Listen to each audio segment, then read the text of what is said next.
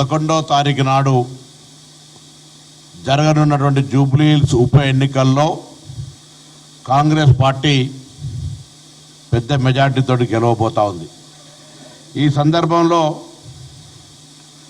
అక్కడి నుంచి ప్రాతినిధ్యం వహిస్తున్నటువంటి పార్లమెంటు సభ్యుడు కేంద్ర మంత్రి కిషన్ రెడ్డి గారికి ఒక ఛాలెంజ్ చేస్తూ ఉన్నాం.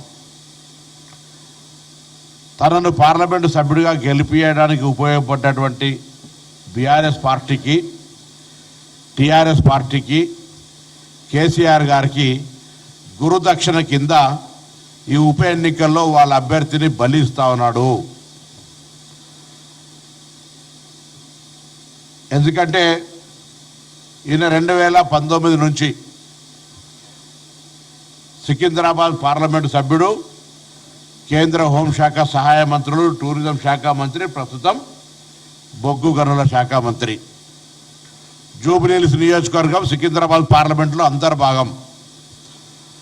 ఒకసారి ఓట్ల సరళి చూసుకున్నట్టయితే 2018 శాసనసభ ఎన్నికల్లో కాంగ్రెస్ పార్టీకి 52,975 ఓట్లు వస్తే టీఆర్ఎస్ పార్టీ 68,979 తోటి గెలిచింది. ఆనాడు బీజేపీకి 8,517 ఓట్లు వచ్చినాయి.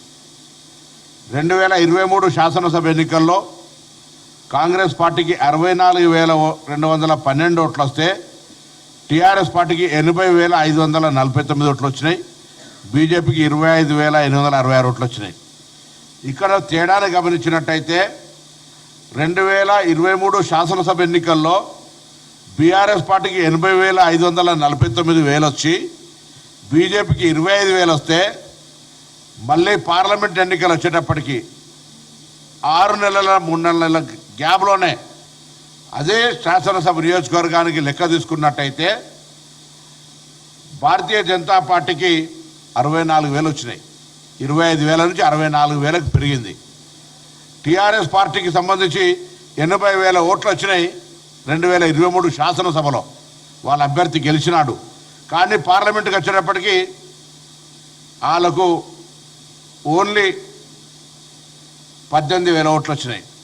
అంటే ఉల్టా పల్టా కుండ మార్పిడి, ఓటు మార్పిడి లాగా ఇది ఆనాడు ఎవిడెన్స్డ్. ఇది తెలంగాణ కోసమో నేను మాట్లాడుతుంది కాదు, ఎన్నికల సంఘం యొక్క డాక్యుమెంట్ ప్రకారంగా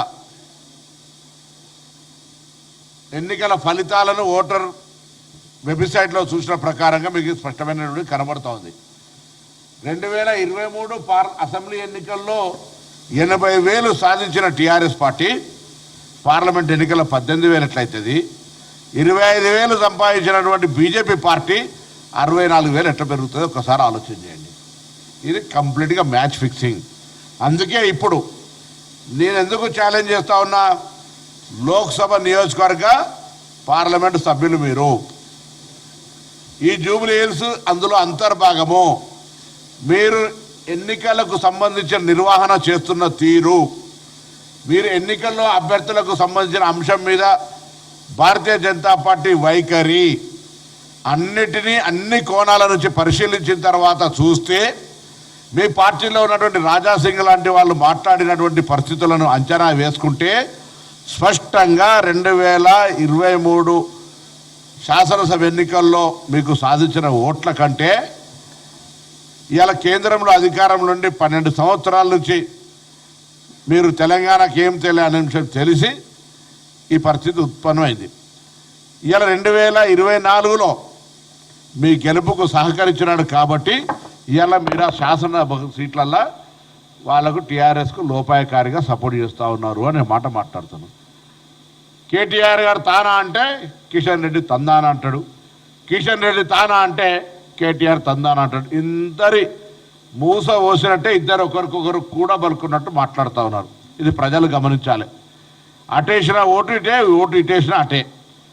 ఈ సందర్భంలో సరే రాజకీయాలు నడుస్తూ ఉంటాయి, మేము కూడా మాట్లాడుతున్నాం, వాళ్ళు మాట్లాడుతున్నారు. ఒకటే ఒక ఛాలెంజ్ కిషన్ రెడ్డి గారు, పోయినసారి 25,000 వచ్చినాయి, ఈసారి ఆ నోట్లు తెచ్చుకోగలుగుతావా? లేకపోతే దేన్ని ఛాలెంజ్ చేస్తాం. ఓటు కూడా 6% వస్తే పోల్లో డిపాజిట్ వస్తుంది. మీకు ఆ విశ్వాసం ఉందా? స్థానిక ఎంపీవి కదా, ఎంపీగా ప్రాతినిధ్యం వహిస్తున్నావు, కేంద్ర మంత్రివి కదా, డిపాజిట్ వస్తుందా? మేమైతే మాకున్న అంచనాల ప్రకారంగా 3 అంకెలంటే